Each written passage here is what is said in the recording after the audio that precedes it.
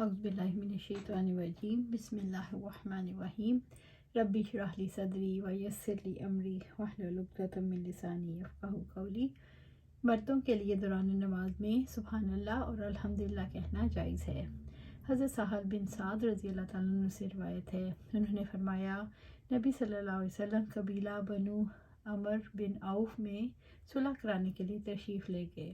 اتنے میں نماز کا وقت ہو گیا تو حضرت بلال رضی اللہ تعالیٰ عنہ ابوبکر صدیق رضی اللہ تعالیٰ عنہ کے پاس آئے اور عرض کیا نبی صلی اللہ علیہ وسلم کسی وجہ سے تشریف نہیں لا سکے، لہٰذا آپ لوگوں کی امامت کریں۔ انہوں نے فرمایا ہاں، اگر تم چاہو تو میں تیار ہوں۔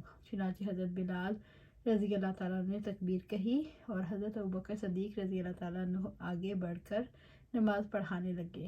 اچانک نبی صلی اللہ علیہ وسلم دوسری صفوں سے گزرتے ہوئے پہلی صف میں آ کر کھڑے ہو گئے۔ لوگوں نے تالیاں بجانا شروع کر دیں۔ حضرت سہل رضی اللہ عنہ نے فرمایا جانتے ہو تسبیح کیا ہے؟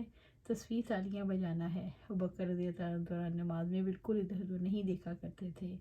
جب لوگوں نے کثرت سے تالیاں پیٹنا شروع کی تو متوجہ ہوئے، دیکھتے ہیں کہ نبی صلی اللہ علیہ وسلم صف میں کھڑے ہیں۔ آپ نے حضرت ابوبکر کو اشارہ فرمایا کہ اپنی جگہ پر رہو، لیکن حضرت ابوبکر رضی اللہ عنہ نے اپنے دونوں ہاتھ اٹھا کر الحمدللہ کہا، پھر الٹے پاؤں پیچھے ہوئے۔ اس کے بعد نبی صلی اللہ علیہ وسلم نے آگے بڑھ کر نماز پڑھائی۔ جس نے دوران نماز میں کسی کا نام لیا یا کسی کو سلام کیا جبکہ اسے علم نہیں۔ عبداللہ بن مسعود رضی اللہ عنہ سے روایت ہے، انہوں نے فرمایا ہم لوگ نماز میں سلام کرتے اور ایک دوسرے کا نام لیتے تھے۔ اس کے علاوہ ایک شخص دوسرے کو سلام بھی کہہ لیتا۔ آپ صلی اللہ علیہ وسلم نے یہ سن کر فرمایا اس طرح کہا کرو، ہر قسم کی زبانی، بدنی اور مالی عبادات صرف اللہ کے لیے ہیں۔ اے نبی صلی اللہ علیہ وسلم، آپ پر سلام ہو، اللہ کی رحمتیں اور اس کی برکتیں آپ پر نازل ہوں، ہم پر سلامتی ہو اور اللہ کے نیک بندوں پر بھی۔ میں گواہی دیتا ہوں کہ اللہ کے سوا کوئی معبود برحق نہیں، نیز گواہی دیتا ہوں محمد صلی اللہ علیہ وآلہ وسلم اس کے بندے اور رسول ہیں۔ جب تم نے یہ پڑھ لیا تو یقیناً تم نے اللہ کے ان تمام نیک بندوں کو سلام پہنچا دیا جو زمین اور آسمان میں ہیں۔ دوران نماز تالی بجانا صرف عورتوں کے لیے ہے۔ ابو ہریرہ رضی اللہ تعالیٰ عنہ سے روایت ہے، وہ نبی صلی اللہ علیہ وسلم سے بیان کرتے ہیں، آپ نے فرمایا نماز میں اگر کوئی حادثہ پیش آ جائے تو مردوں کے لیے سبحان اللہ کہنا، عورتوں کے لیے تالی بجانا ہے۔ حضرت سہل بن سعد رضی اللہ تعالیٰ عنہ سے روایت ہے، انہوں نے کہا نبی صلی اللہ علیہ وسلم نے فرمایا مردوں کے لیے سبحان اللہ کہنا اور عورتوں کے لیے تالی بجانا ہے۔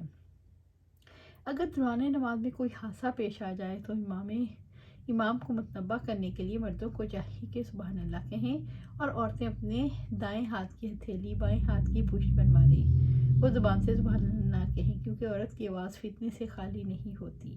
یہی وجہ ہے کہ عورت کو کھلے عام اذان اور اقامت کہنے کی ممانعت ہے۔ جو کوئی دوران نماز میں درپیش حادثے کی بنا پر پیچھے ہٹا یا آگے بڑھا، اس بات کو حضرت سہل بن سعد رضی اللہ عنہ نے نبی صلی اللہ علیہ وسلم سے بیان کیا۔ حضرت انس بن مالک رضی اللہ تعالیٰ عنہ سے روایت ہے کہ لوگ پیر کے دن نماز فجر میں مشغول تھے۔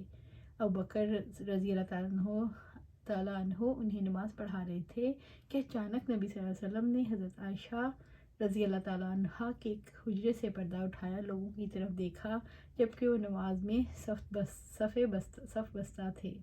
آپ مسکراتے ہوئے ہنسے۔ یہ منظر دیکھ کر ابوبکر رضی اللہ تعالیٰ عنہ اپنی ایڑیوں کے بل پیچھے واپس ہوئے اور یہ خیال کیا کہ شاید آپ صلی اللہ علیہ وسلم نماز کے لیے تشریف لانے کا ارادہ رکھتے ہیں۔ مسلمانوں نے جب نبی صلی اللہ علیہ وسلم کو دیکھا تو اس قدر خوش ہوئے کہ نماز ہی کو توڑ ڈالنے کا ارادہ کر لیا، لیکن آپ صلی اللہ علیہ وسلم نے اپنے دست مبارک سے اشارہ فرمایا کہ نماز کو پورا کرو، پھر حجرے میں تشریف لے گئے اور پردہ لٹکا دیا اور اس روز اپنے خالق کے حقیقی سے جا ملے۔ اس حدیث سے معلوم ہوا کہ کسی حادثے کی وجہ سے دوران نماز میں پیچھے ہٹنا یا آگے بڑھنے سے نماز باطل نہیں ہوتی، کیونکہ حضرت ابوبکر صدیق رضی اللہ تعالیٰ عنہ آپ صلی اللہ علیہ وسلم کو دیکھ کر پہلے پیچھے ہٹے، پھر آپ کا اشارہ ملا تو آگے بڑھ کر نماز کو پورا کیا۔ لیکن یہ عمل کثیر تعداد میں نہیں ہونا چاہیے، جیسے کہ حدیث میں حضرت عائشہ رضی اللہ تعالیٰ عنہ کا بیان ہے کہ آپ صلی اللہ علیہ وسلم بعض اوقات نماز پڑھ رہے ہوتے اور دروازہ بند ہوتا، میں اسے کھٹکاتی تو آپ چل کر دروازہ کھولتے، پھر اپنی نماز کی طرف لوٹ جاتے۔